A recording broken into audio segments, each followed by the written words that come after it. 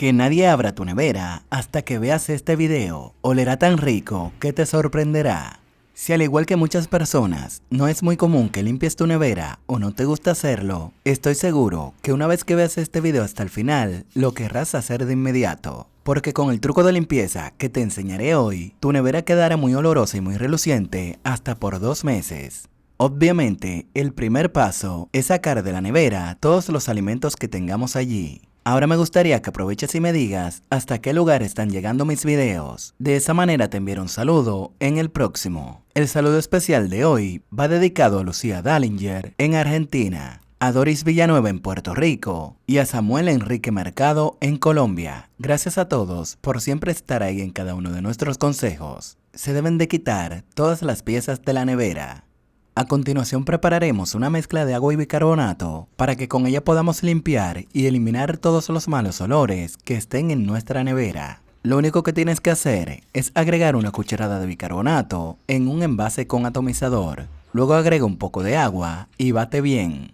El bicarbonato, además de ser un ingrediente muy bueno en la cocina, también nos es muy útil para eliminar los malos olores en cualquier lugar, ya que este tiene la capacidad de absorber los malos olores. Rocía esta mezcla por toda tu nevera o rocíala directamente en el paño para luego ir limpiando todas sus partes y de esa manera arrancar el sucio y los malos olores. Si te gusta recibir trucos caseros y aprender nuevos trucos de limpieza para el hogar, te invito a que me sigas como Alexis Tejada en YouTube. Y si quieres que más personas también aprovechen estos trucos, compártele este video en tus grupos y redes sociales, ellos te lo van a agradecer. Aplica la mezcla de bicarbonato y agua en la goma de la puerta de tu nevera y con un cepillo ve quitando toda la mugre, ya que en esa parte también se acumulan algunos hongos.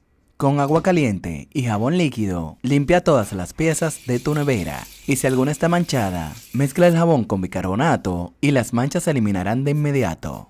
Ahora te daré el truco para que tu nevera siempre se mantenga olorosa. Tan solo tienes que mezclar una cucharada de vainilla y un vaso de agua en un envase con atomizador. Con esta mezcla, tu nevera siempre olerá rico.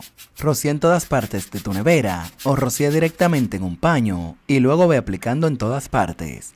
El próximo paso será colocar todas las piezas de la nevera.